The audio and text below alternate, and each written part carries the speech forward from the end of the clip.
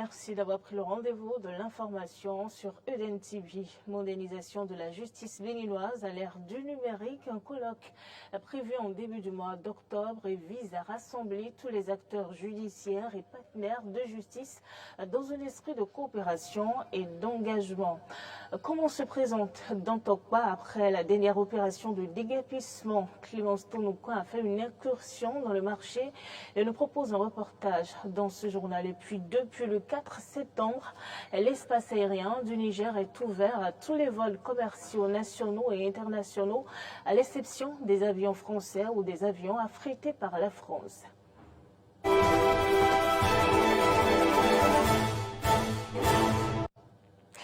Le gouvernement, à travers le ministère de la Justice et de la Législation, organise les 5 et 6 octobre 2023 au Palais des Congrès de Cotonou un colloque sur la modernisation de la justice au Bénin. Au cours de ce conclave qui vise à rassembler tous les acteurs judiciaires et partenaires de justice dans un esprit de coopération et d'engagement, 2 plénières et des ateliers sur 13 thématiques phares sont prévus. Chaque thématique comportera la revue de l'activité normale et juridictionnelle, les problématiques, enjeux et défis et enfin les approches de solutions et les recommandations. Ce sera également l'occasion de lancer la rentrée judiciaire de l'année 2023-2024. Tous les acteurs judiciaires du Bénin et autres partenaires du secteur sont alors invités en vue de l'atteinte des différents objectifs fixés.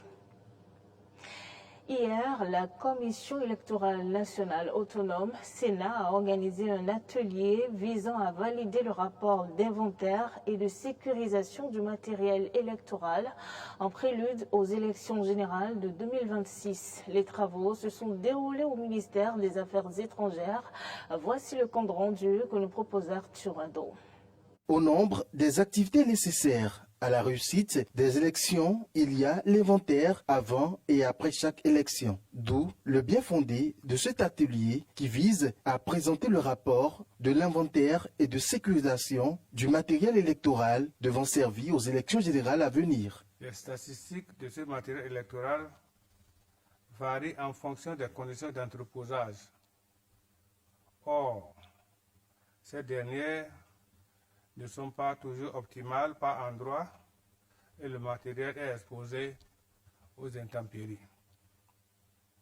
Cette rencontre est donc le lieu, non seulement de vous présenter pour validation le point du matériel, mais aussi d'échanger et d'opiner sur les quantités qui seront utilisées pour l'organisation des élections générales de 2026. Le renouvellement du matériel électoral ne concerne pas l'ensemble des catégories de matériel électoraux. Il concerne partiellement certaines catégories.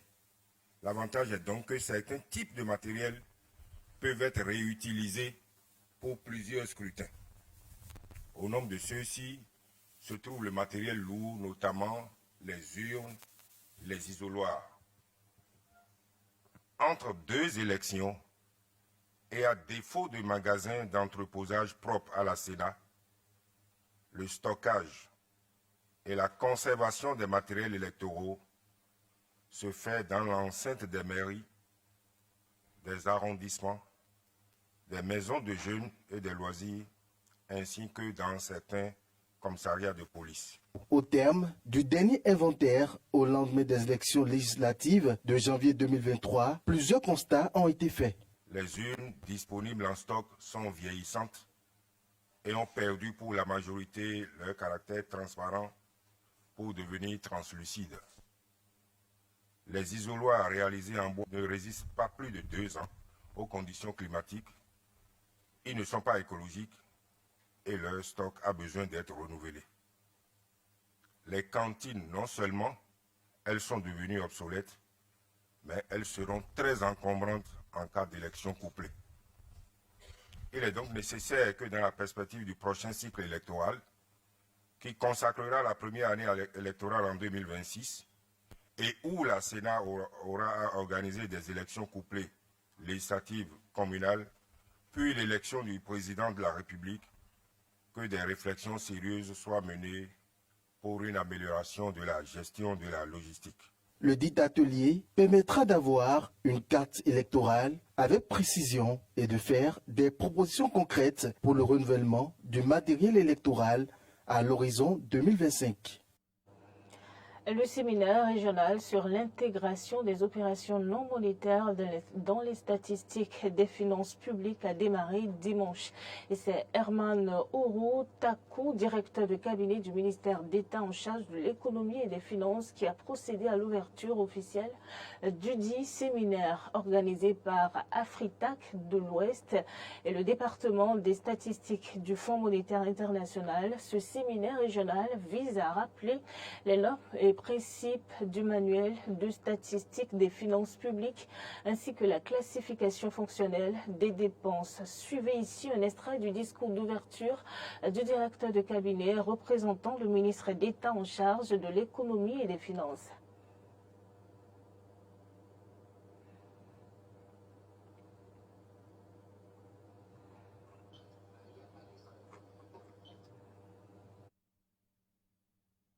Toutes nos excuses pour cette panne technique. Nous reviendrons certainement sur le discours du directeur de cabinet représentant le ministre d'État en charge de l'économie et des finances lors de ce séminaire régional. Le plus grand marché à ciel ouvert d'Afrique de l'Ouest, Dantokma, n'a pas échappé à la nouvelle phase de l'opération de libération des espaces publics. Quelques jours après le déguerpissement, quel visage affiche le marché? Suivez le reportage de Clémence Tomocoin. Le marché d'Antokpa de Cotonou n'a pas échappé à l'opération de libération des espaces publics entamée depuis quelques jours dans les grandes villes du Bénin. Les commerçants qui occupaient l'axe 4 thérapies, station Legba, ont été dégagés, donnant ainsi un nouveau visage à l'axe et par ricochet au marché. La circulation est fluide, ce qui contraste avec le constat d'embouteillage qui prévalait avant l'opération. Plus d'étalage et de marchandises débordant sur la chaussée, encore moins de taxi-motos ou minibus en stationnement. Des usagers du marché s'en réjouissent. On ne peut que féliciter le gouvernement pour cette initiative parce que tout pays qui se respecte, il y a des places réservées pour ces personnes-là, pour exercer leur activité en toute personne. Je ne pense pas que l'État va les laisser juste comme ça, après la répression. C'est dans le bien commun quand même. Après le déguerpissement des vendeurs et vendeuses, le marché a changé de visage. Depuis le carrefour, vous voyez aisément sur tout le tronçon et la voie est libre. Il y a trop qui fait ça parce que franchement l'oxygène c'est bien, l'air, il faut circuler, c'est bon.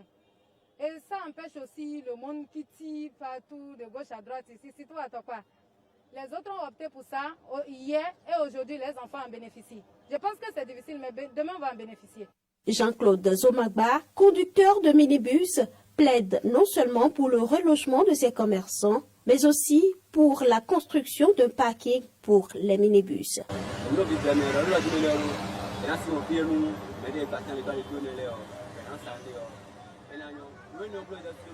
Nous implorons les autorités afin qu'elles trouvent à tous ces commerçants de nouveaux emplacements. C'est leur gagne-pain. Parmi eux, il y a des veuves qui n'ont que ça comme activité pour subvenir aux besoins de leurs enfants et depuis l'opération, plus de ventes. Pour nous aussi, conducteurs de minibus qui sommes obligés de stationner dans les voies ou au bord des voies, que les responsables pensent à doter le marché de parking. Pour mieux cadrer ces commerçants, des chicanes sont placées par endroits et la police républicaine veille au gré à travers une patrouille. En dehors du Bénin, je vous annonçais dans les titres que malgré la réouverture de l'espace aérien nigérien, les vols français sont toujours interdits. L'Agence pour la sécurité de la navigation aérienne en Afrique et à Madagascar a porté l'information. Le Niger a interdit le survol de son espace aérien aux avions français, selon l'Agence pour la sécurité de la navigation aérienne en Afrique et à Madagascar. L'espace aérien du Niger reste ouvert à tous les vols commerciaux, nationaux et internationaux, à l'exception des avions français ou affrétés par la France. Il reste également fermé à tous les vols militaires opérationnels et vols spéciaux, sauf autorisation spéciale des autorités. La France a affirmé à plusieurs reprises son soutien à la CEDEAO. Les relations entre Paris et Niamey sont au plus bas depuis le coup d'État de juillet dernier. À moins de 3 semaines des législatives en Pologne, les ultra-conservateurs au pouvoir sont accusés d'avoir facilité l'octroi de visas en douce. L'opposition demande alors la démission du chef de la diplomatie du pays. Reportage. Corruption, immigration clandestine et licenciement de fonctionnaires. Grâce au pot de vin versé aux fonctionnaires consulaires, des centaines de milliers de migrants sont entrés illégalement en Pologne, puis dans d'autres pays européens. En Pologne, à l'approche des élections législatives, le parti au pouvoir Droit et Justice est embourbé dans un scandale de corruption. Depuis 2021, environ 250 000 visas auraient été obtenus grâce à des pots de vin, après quoi des migrants illégaux sont partis vers d'autres pays européens. Ce scandale ne pouvait pas passer inaperçu en Allemagne, pays voisin de la Pologne, où se rendent la plupart des migrants entrés illégalement dans l'Union. Je peux confirmer qu'il y a eu hier un entretien entre la ministre fédérale de l'Intérieur et son homologue polonais Mariusz Kaminski, une conversation téléphonique, et qu'hier matin, l'ambassadeur polonais a été convoqué au ministère de l'Intérieur pour une entrevue. Au cours de ces discussions, il a été clairement indiqué que le gouvernement allemand attendait une clarification rapide et claire de la part du gouvernement polonais sur les allégations d'une présumée fraude au visa en Pologne. Le chancelier allemand Olaf Scholz n'a pas exclu la possibilité de renforcer les contrôles aux frontières avec la Pologne. Il a également demandé des explications quant aux infractions rapportées dans la délivrance de visas par les autorités polonaises.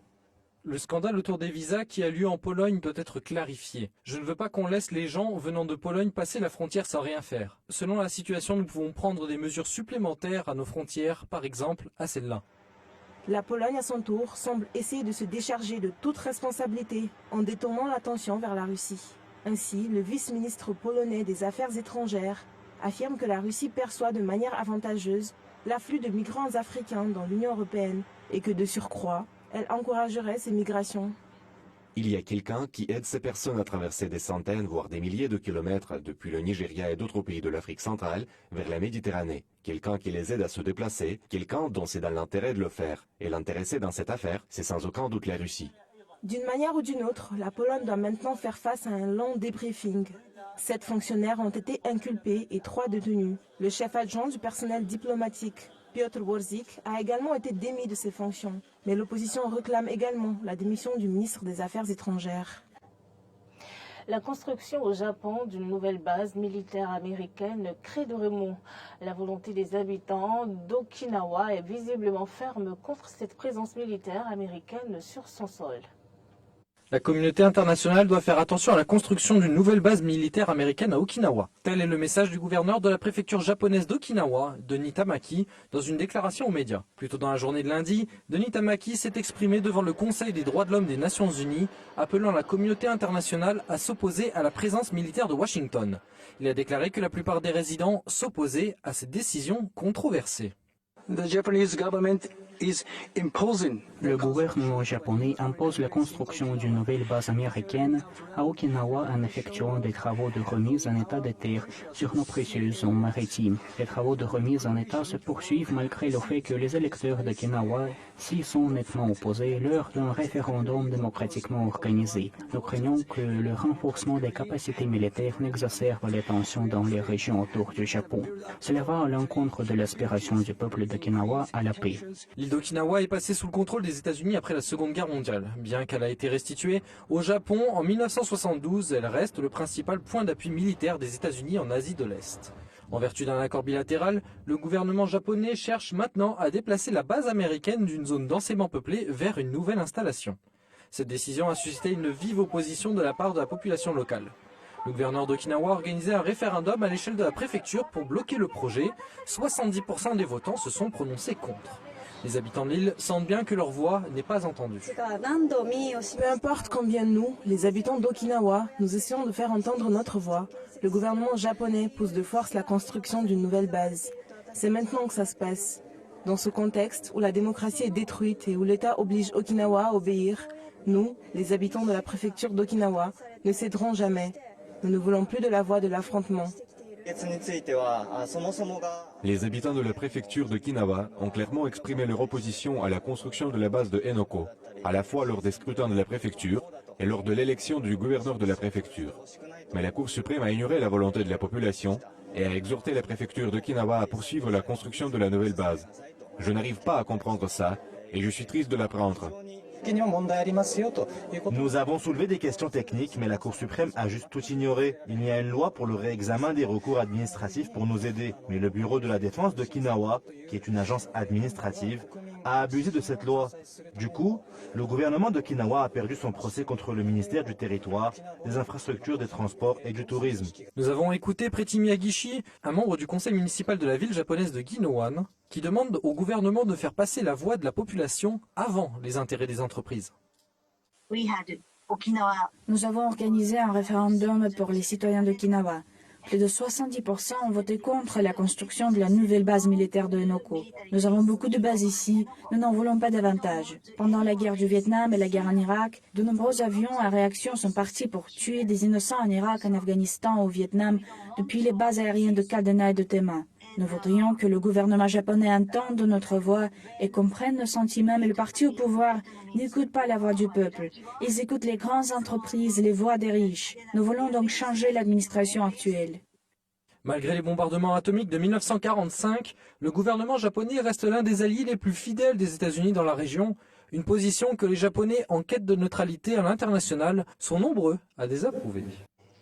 Merci, madame, monsieur, pour votre fidélité. C'est déjà la fin de ce journal. Bonne suite de programme en la compagnie d'Eden TV.